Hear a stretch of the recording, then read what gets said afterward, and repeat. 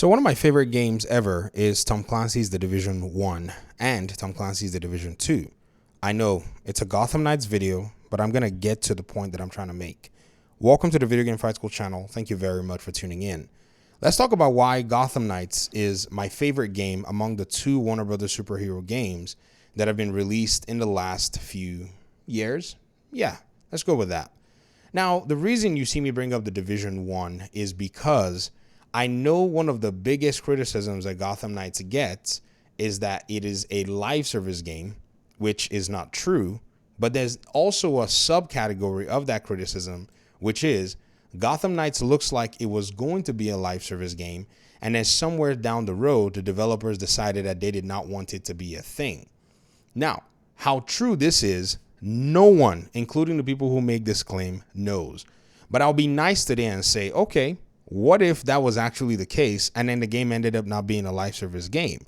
Does it take away the single player element of the game that can actually be executed without any of the live service elements? The answer to that is actually no.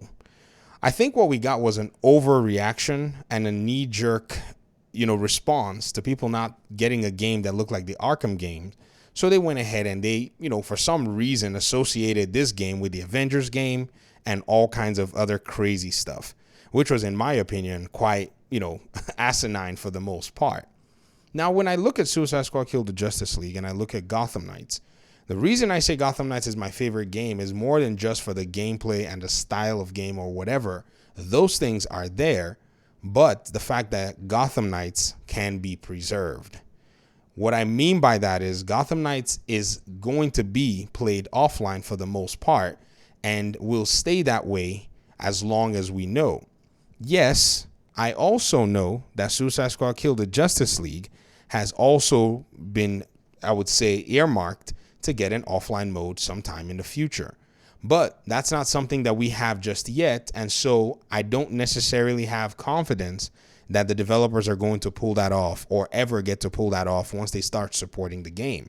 Because the way live service games work, it depends on how the game has actually been built from ground up, and this is what's going to make it either possible or impossible to pull off. The second side of the limitation that I think is there, that I don't necessarily think I'm confident about, is also the fact that the PlayStation 5 machine, the Series X machine, are capable of running a game like Suicide Squad locally. Now, you really have to consider and think about this. The Division, the reason I brought it into this conversation is because we actually have a lot of knowledge base regarding this game. And this was a phenomenal, fantastic game. In fact, I think this game may have spurned on a lot of what the gameplay loop was like for Gotham Knights, and also had pushed a lot of these DC games to want to start going the live service route, because David Haddad, who is in charge of the DC gaming arm, Warner Brothers Interactive Entertainment, is cited in an interview that he wanted to follow Ubisoft's, strategy and move their games to live service. So I think The Division's success was one of the games that actually pushed for a lot of companies to start building their live service games that we're seeing today. So those 7-8 years were them probably trying to figure out how they were going to do it. Ubisoft had already been on the forefront and was already making money, and they saw it was a good proof of concept. So the reason I'm actually pointing these things out is because when you think about all of this, to me, being able to go back and play these games as much as I want is very important. And this is at the heart of single player gaming at the end of the day, which is why I was always confused when people were saying things like, oh, yeah, Gotham Knights is a live service game and all of that stuff.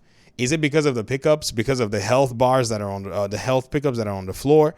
Is that why people are saying that those are live service elements? Because these things exist in other single player games. Many of you have played Assassin's Creed, right? You pick up stuff. Now, the only thing is the way it's represented here in the game is they have UI elements for the pickups. And that's what I think is making a lot of people throw this kind of judgment on it. Because even in Spider-Man, you get rewarded with these tokens and these different aspects that you can use to build your suit, build your gear. But Gotham Knights is an RPG too. So a lot of those elements, they do exist in RPGs. So when you think about all of this and you put it together, it makes sense why I usually will say at this point in time, I prefer Gotham Knights because of just that one thing. it is also not fair to compare both of them. I know Suicide Squad is a shooter. Gotham Knights is an action RPG, light action RPG, melee based. And Suicide Squad is not even an RPG shooter. So the comparisons don't even work here. If we were talking about, say, shooters and whatnot, The Division is an action RPG shooter. It's a looter shooter as a game. It's also an RPG for the most part. I mean, you're shooting bad guys. Numbers are flying everywhere. Sometimes you shoot some bad guys, and those bad guys are not going to be easily taken down. I know you're seeing me shoot some bad guys here, and you're thinking, oh, but no. There are some that you will pump a whole mag in.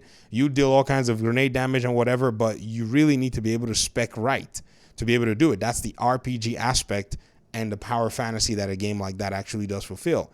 And Rocksteady's Suicide Squad is not a game like that at all.